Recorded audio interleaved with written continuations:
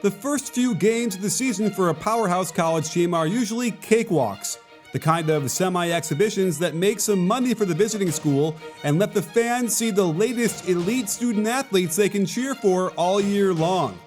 I'm sure that's exactly what John Calipari was thinking when he scheduled this game between his #1 ranked Kentucky Wildcats and the Evansville Purple Aces. But as the game wore on, it became clear Evansville was not in on the joke, and when the buzzer sounded, they handed Kentucky what could be their worst regular season defeat ever.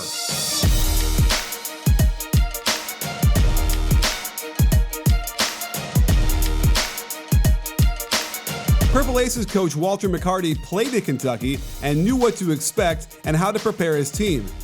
On the other side, Calipari looked frazzled as his team became the first AP #1 to ever lose to an unranked non-conference opponent. And the upset started out fittingly with a little ball movement into a high post entry that caught Khalil Whitley flat-footed on the backdoor cut for the easy layup. The defensive issues continued as Emmanuel quickly goes one way, his man goes the other, and it leads to a wide-open corner three. Here's the same opening play for the Purple Aces, but they flow into flex with the cross screen, then down screen on the weak side.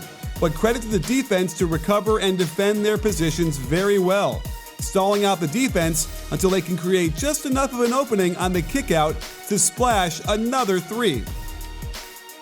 The game plan for Evansville was clearly to pick on 6'9" grad student Nate Sestina, and even though the defense all around did terrifically for over 20 seconds, when they had the chance to eventually isolate Sestina on the perimeter, it was second leading scorer Sam Cunliffe who just blows right by him for the off-foot layup.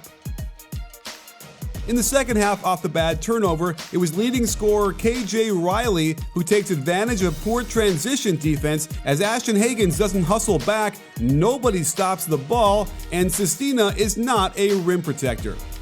Every second that goes by with Evansville in the lead continued to build confidence for them. Midway through the second half, they were milking a three-point lead and believing in themselves. On this pistol action, where they set a pin down then hand off to the cutter out of the corner, it's actually well defended when they switch it. But Sestina gets caught again with the attack on the catch when Artur Labinowitz blows right by him and the weak side had no idea where the ball was till it was too late. In contrast to the disciplined offense run by Evansville, Kentucky looked a bit like they hadn't learned their offense just yet. You've got the point guard calling for the high ball screen, the big heads over to screen, but Maxey then strangely passes it to the wing. The rest of this possession looks as if no one is really sure where they're supposed to go until quickly bursts through the defense into the middle for a tough contested runner from 13 feet. Towards the end of the half, Evansville was taking control of this game until Maxey catches the defense completely out of position. The on-ball defender wants to force him away from the screen, but the ball screen defender is hedging. That leaves a straight line drive to the hole and the nice double pump finish. While Kentucky only finished with 13 turnovers total, they committed a whopping 11 in the first half alone, with each one of them more unforced than the last. This looks like the team had just gotten together last week to work on some plays on an outdoor court. And this pass wasn't even a turnover. Not even sure what happened here, but the ball gets loose on the pull-up off the dribble, and the only good thing was that it was a dead ball turnover and prevented a fast break the other way. This one was interesting as Hagans lifts both feet before the catch, comes down with his right foot first, meaning it is the pivot. Before he can leave the floor, the ball must be out of his hands. It's pretty close, but college refs will call this almost 100% of the time. This timing on the pass to pick is a bit off as Hagans starts going before Sestina is set, and there's a little throwing of the shoulder for the offensive foul and turnover. More evidence that they didn't look like they played together before as Hagans continues his struggles by just throwing it out of bounds. I had to laugh at this one, and I know we should chalk it up to youth and inexperience, but can you hear me shaking my head? And finally, this is a move that needs to be taught better or abandoned. When you windmill the ball through like this, you simply cannot get your elbows at the defender's face level. Not only is it an offensive foul often, but it's a very dangerous play. Either bring the ball through the defender's face level or do something else. All of these plays simply serve to give the Purple Aces a lot of confidence and the belief that they could indeed win this game. More Princeton action as they set a pin down into dribble handoff. The weak side forward backdoors, but the pass is off target and allows Kentucky to do what they do best, get in the open court, where Maxey can calmly pull up for a wide open three to cut the lead to 1. Here's the same pistol action, but when the pin down is not set properly, the cutter is not open. More good defense in the backdoor cut, leaving DeAndre Williams to forage for himself.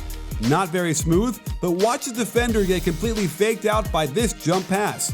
While he's looking for a non-existent rebound, his man is getting a clean catch and knocking down the 3-ball.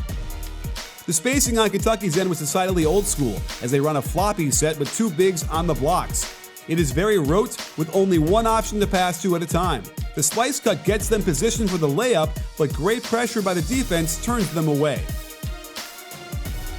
Now check the spacing on this end as they bring all 5 players above the 3-point line, spreading the defense out, and they can now pick on Sestina more as Labinowitz drives into the lane, takes the bump, but uses his 1-2 to turn the corner and scoop this one in off the glass. And in the rare possession of terrible man-to-man defense for Evansville, nobody picks up Nick Richards, Labinowitz and Williams both guarding Sestina out top. It took them a second to find him, but Richards knew what to do with it once he caught the ball. The offense was impatient down the stretch as they spread 4 out looking to get Sestina positioned down low. Good defense to front, and Whitney burps up a bad 3. Now it's Kentucky's turn to play some bad transition man-to-man defense. Sestina is completely lost, doesn't realize his man is coming up the floor. That forces Whitney to cover for him, and a nice little pass right back finds KG Riley wide open for a 3-ball and a 3-point lead. They show patience this time to get the ball down low to Sestina on that right block, but there is no movement after this, allowing the defense to double down, especially because the 3-point shooting isn't much of a threat in this team. This is just about a steal, but somehow ends up in Quickly's hands. Watch how he travels by establishing his right foot as the pivot, then lifts it and puts it back down. He has to shoot it with the shot clock expiring, and it bricks out of bounds. Down 3 with plenty of time left, they roll it up anyway. They run pinch post action to get Higgins going downhill. But when you train without live defense too much, you get shots like these where he can't read what's happening in real time. It's a wild miss, and the Wildcats are starting to feel sphincteritis. More classic Princeton offense as the floor is spread wide. They dribble at the wing who backdoors while the corner cuts up for the handoff. It's Sestina again, caught trying to defend as they turn the corner into the middle of the lane. Almost no weak side help, and the lead is now 5 points. It's tough to go down low when the defense will sag off of Kentucky's poor shooters. The pass being way off target doesn't help things, but they do open up a shot when the defense helps one pass away. However, this is a pretty good example of what I mean by lack of shooting. Again, they attack Sestina in the pick and roll, and when Williams pops to the 3-point line, they have to close out, leaving Sestina to cover 45 feet to get to the wide open corner shooter. Too easy, and the lead is 6. Evansville does a nice job to switch all the screens, containing the offense until Higgins drives strong to the baseline, forcing the rotation from the weak side. The shot almost drops in, but Evansville gets what they want, up until the point where Williams forgets to find a body to box out, and Keon Brooks gets in there, puts it back in for a crucial bucket. Again, look at the difference in spacing between the modern Evansville offense and the throwback Kentucky attack. Nowhere to go, but they're able to manufacture some free throws. And with this game about to get out of hand, Kentucky doesn't run anything on offense, relying on their athletic talent as Higgins gets into the lane, the defense avoids fouling, and they hit a tough twisting bank shot at the rim. Evansville runs precious time off the clock, nursing a 3-point lead, while sophomore guard Shamar Givens looks to penetrate, but they wisely go to KJ Riley, the poised senior, who hits them with a nice hezzy before getting to the rim.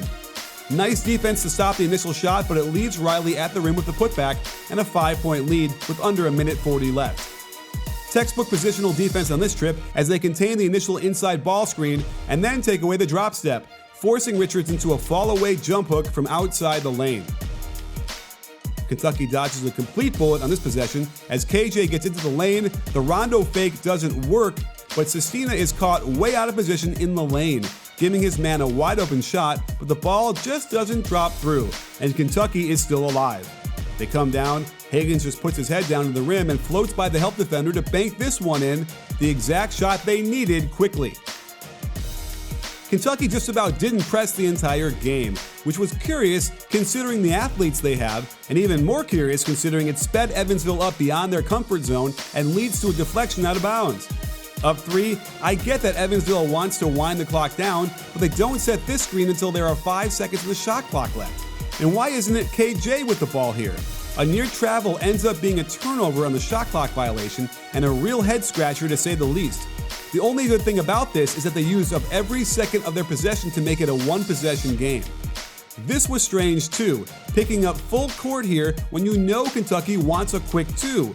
The crushing back screen on Riley makes it a 5-on-4, and they get exactly what they want as Maxey overwhelms the defense on his way to the layup. Knowing they're going to press and out of timeouts, you'd think Evansville would run a good out-of-bounds play to get the ball in and force the defense to foul.